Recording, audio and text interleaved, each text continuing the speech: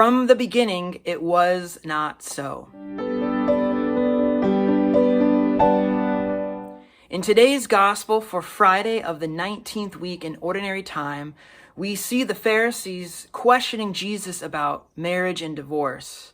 Jesus says that what God has joined, let no man separate. And then the Pharisees question and say, well, Moses allowed for divorce. And then Jesus responds by saying, due to the hardness of your hearts, Moses allowed for this. But in the beginning, it was not so. In the beginning, it was not so.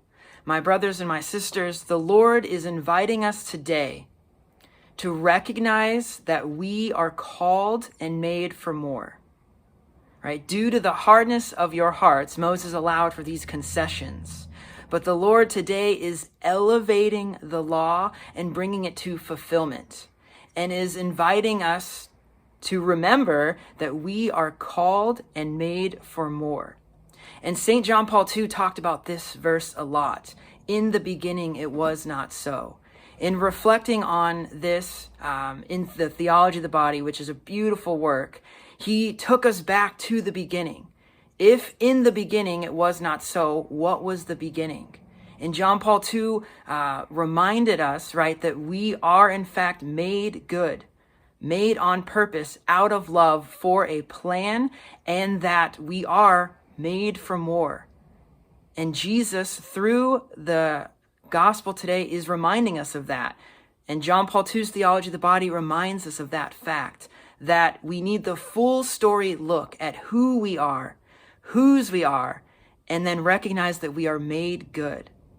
But hardness of hearts, right? We all make mistakes. We all mess up. But as the Psalm says today, the Lord's mercy endures forever.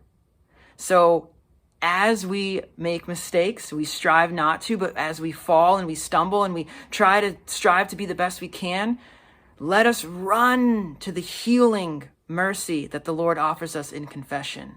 Let us cling to the Eucharist that gives us food for the journey and helps us to physically take Jesus, that we might be elevated to himself, because that's what the Lord wants for us, right? In the beginning, it was not so.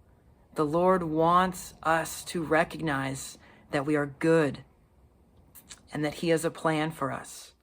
Remember that the Lord sees you, he knows you, and he loves you.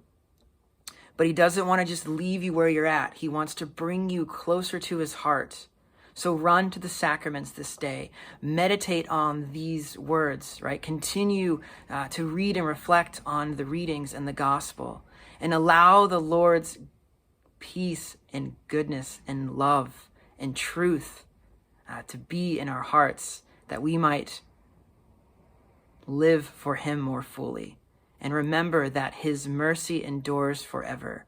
So today, run to the Lord. And today, let us also pray for married couples, engaged couples, anyone that might be struggling with their marriages or their vocations.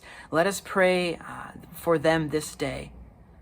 And let us strive to come closer to the Lord's heart as he offers it to us. Again, remember that you are loved. I'll be praying for you. God bless.